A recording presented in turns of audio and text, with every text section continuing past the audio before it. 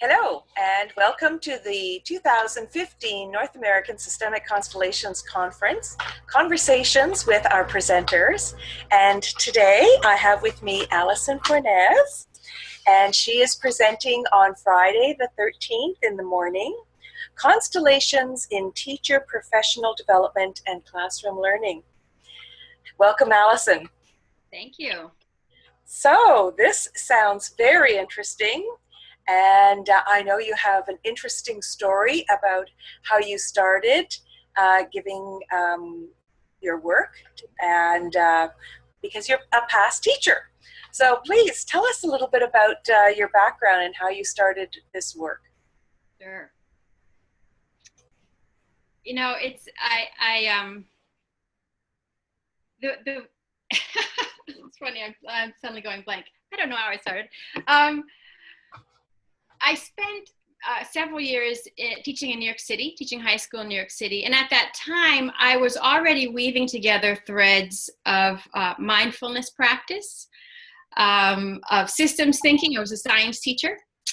And so I had these elements of art. I would often bring art into the classroom. So I had these elements of taking our science, our study of science, but really keep extending it out into the world as well as into our own experience. You know, all learning really comes through personal experience.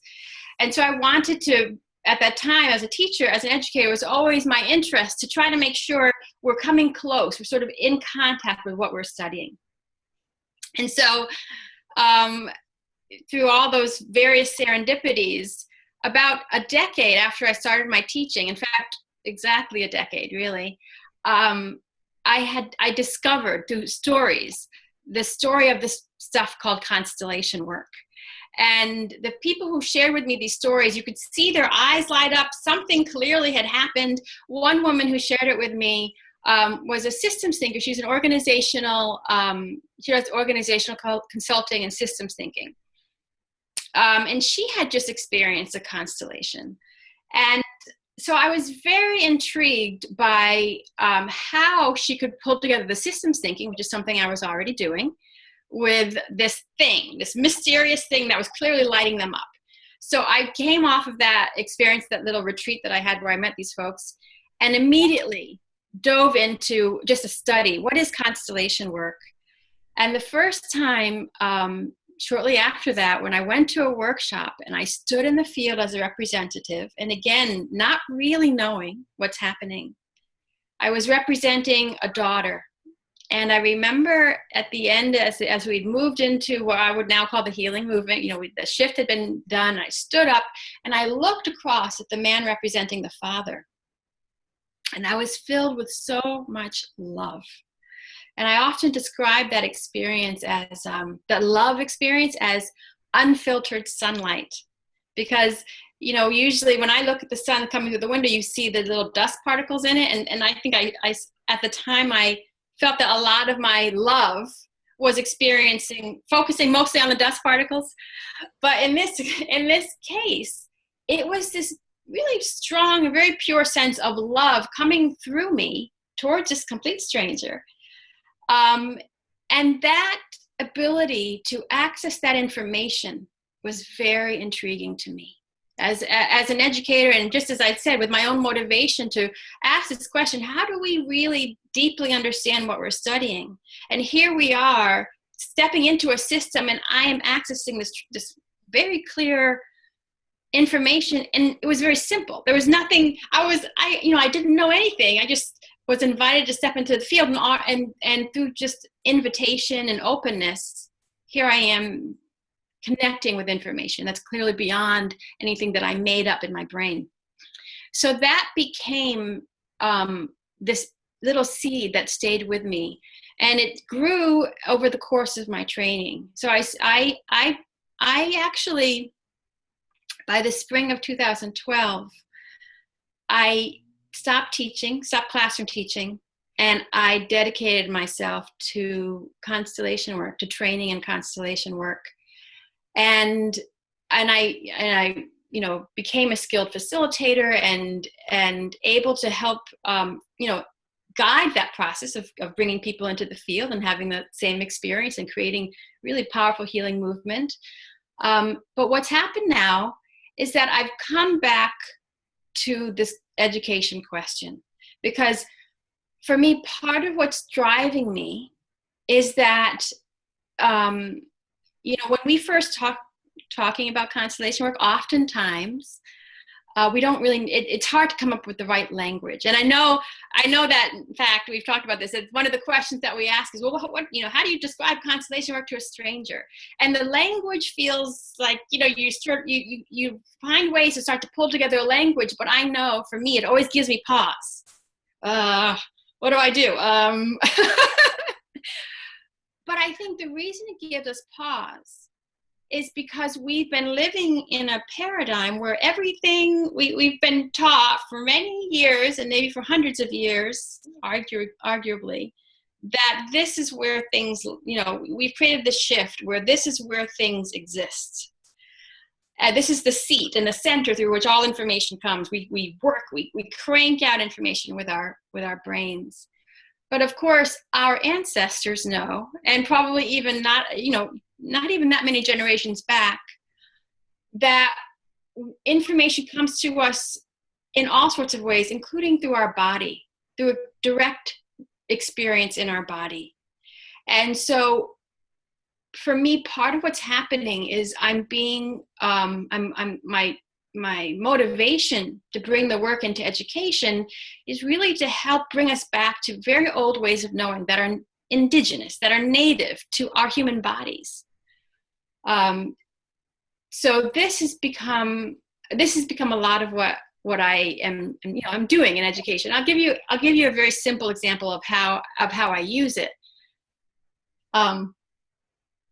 About a year ago, my daughter and I were about to go to a children's play. We'd been invited to go to a children's play about Sacagawea. And Sacagawea led the Lewis and Clark Expedition West. And so I really didn't know much about her other than what I just said. And her image on the coin, we have a $1 coin here that has the image of Sacagawea and her son on her back. And so I decided, well, let's play with this a little bit. Let's do a sort of constellation, a little inquiry. I call my work body-centered inquiry. So we set up some spaces on the floor. One place represented Lewis, and one represented Clark, and one represented Sacagawea. And we stood in each of those spaces. And when I stood with Sacagawea, I was struck by an experience of grief. And that feeling in my body became the lens looked into her story, because we wanted to know, well, why would she be feeling grief? And if you go into her story, it often begins with one pivotal moment in her life, which kidnapped by a rival tribe. And in the culture of their time, we use the language kidnapping. I don't know if that's exactly the right fit, but she was taken and basically raised, adopted into this new tribe.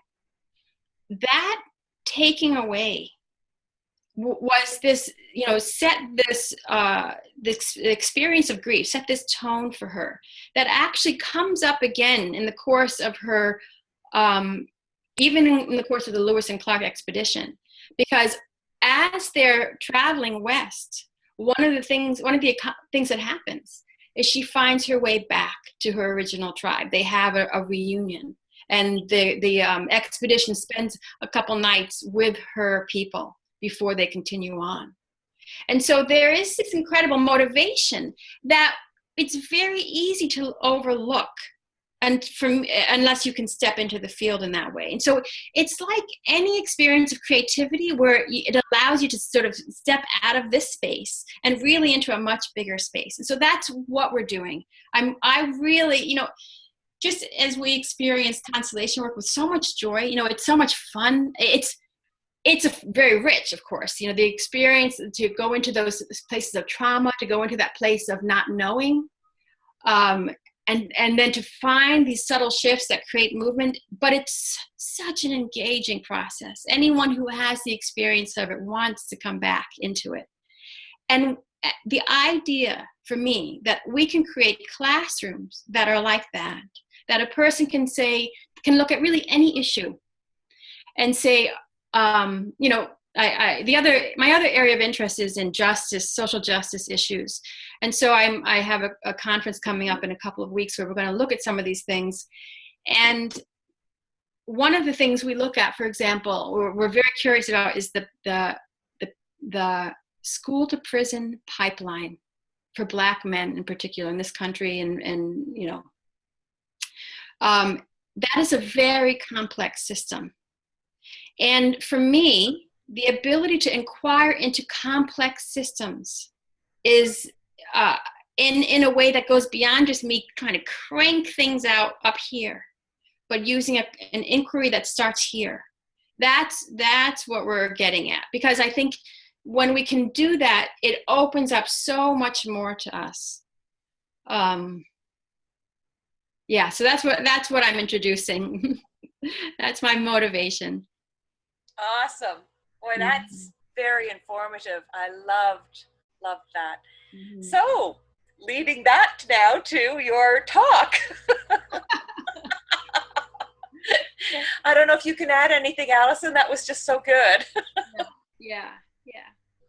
Well, you know, the talk is going to be very specifically about the process that I'm using. And I start to go into the New York City schools this week. So I'm a vendor for the New York City Department of Education. So I can provide professional development. So I have a school that I'm working with. And my interest, you know, we have to, just like when we're doing a constellation in any setting, my interest is making sure that I'm aligning what I can provide with the needs of, you know, the educators in the school. And so I have a process for listening to folks and then for teaching allowing them to move into a body-centered inquiry experience. The main barrier, if there's a barrier at all, you know, the main barrier is really just a person's trust in the process, belief. You know, when I work in organizations, I certainly have had the experience where many folks are open, but some folks are like, they just don't get it. There's a sense of, I just don't get it. What are you doing? Why, you know, I don't understand anything you're saying. I don't understand what they're saying, you know, when they're representing. I don't get it, you know. I don't want to get it. And I don't want to get it, you know. So, you know, I have some awareness that as I move into a different setting, you know, when you're working in a healing setting and people are coming to me, clearly they want what I have to offer. They want that healing, that experience of constellations. They're really open to it. That you get a group of folks who can move into the field with greater ease, even as they're having questions about it. But when you're coming into a different environment, we change the language. That's why I call it body center. I constellate, so I do use the verb, but I don't talk so much about constellations. And I stay inside of this inquiry process because I want to emphasize that we get to move back and forth between a kind of body-centered knowing, an embodied knowing, and a little bit of, you know, we step out and then just play with it with our minds, you know. And I think that kind of play puts people at ease.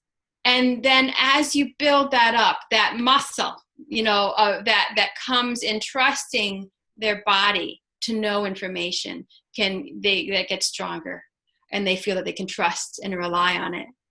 And my sense is that I've talked to the school that I'm working with is that what I'm most interested in is building a critical mass. That not every educator, not every teacher in the school needs to be on board, but that there are teachers who can hold it, who really trust the process, and who can help really create a container for the rest of the school. And I think my secret belief is that even for those who have this question of trust, that they're, you know, I think part of what we're looking for when we're having that question about, can I trust this process? Can I trust what my body is telling me? Is that they really want to be reassured that yes, they can, because it's a deep sense of that I actually have a knowledge within, that I don't have to find information outside, and that's the only way I can get it. So, there's that expression, knowledge is power. And when I first started thinking about body-centered inquiry, using it in this classroom setting, for me, it felt like a revolution, because it really felt like what we're doing is we're very clearly locating our access to knowledge here inside of this being, as opposed to external. So I need some other person or some other teacher or some other book, to give me information. Of course, I completely want a relationship with those things. I'm not suggesting that we only use one source of information, but that I can play with getting back into a kind of access of information that comes through here. That's I think a real gift. Wow, that is so exciting. We got to record your talk. Okay, yeah, that's that, because I do organizational, and I'm along the same lines as, how do you get people to recognize that felt sense is valid, and that our lives and our businesses are not all linear, pragmatic relationships. Yeah. Oh my gosh, Alison, that was super. I didn't stop you, but we're about time now. And so we won't ask you the next question, because you are full of information. That's right, of course. Come to the workshop. Isn't that what this is about? That's all it's about. Yeah. You can find me. I blog at expandedknowing.com. And that's where I'm writing a lot about what I'm doing in an educational setting. There's a lot of just how does Alison, how am I thinking about things, is filtered through that blog. So if folks are interested in the work, that's a good place to start.